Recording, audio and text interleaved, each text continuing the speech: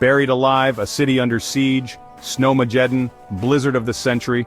Call it what you want, Silver Heights got slammed. We're talking record-breaking snowfall, the kind that buries cars and shuts down schools. Picturesque, sure, unless you actually live here. See, when the snow hits the fan, Silver Heights doesn't exactly spring into action. Main roads?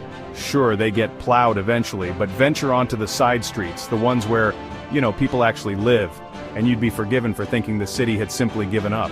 The result? Chaos. People trapped in their homes, unable to get to work, buy groceries, or seek medical attention. Emergency services struggling to navigate the unplowed streets. And the city? Well, they're busy issuing tickets. Plowing profits, not paths. The side streets suffer. Let's talk about those tickets, shall we? See, while residents were digging themselves out, the city was busy digging into their wallets. Unplowed sidewalks? Ticket. Car parked on a snow-covered street? Ticket.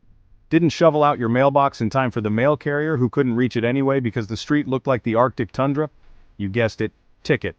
But here's the kicker. The city seems remarkably unconcerned with clearing the snow from its own properties. Schools closed for days, but the sidewalks leading up to them, untouched. City Hall, buried.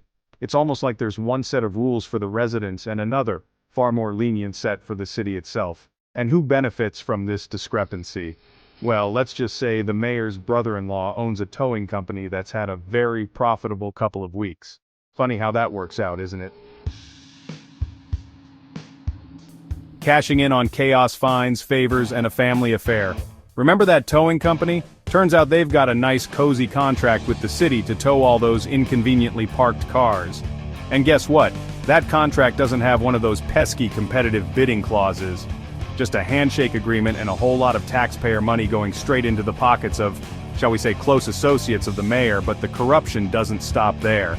Oh no, in Silver Heights it's a family affair. The mayor's nephew? He runs a snow removal company that just so happens to have cleared every driveway in the mayor's gated community, while the rest of the city dug themselves out.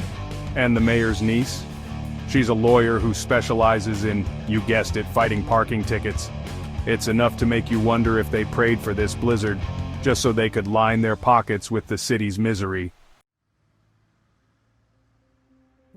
Above the law, buried in snow, a system rigged and ready to collapse. The snow will melt eventually.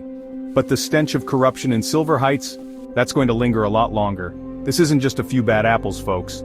This is a systemic problem, a culture of entitlement and impunity that starts at the top and trickles down to every snow-covered street corner. The citizens of Silver Heights deserve better.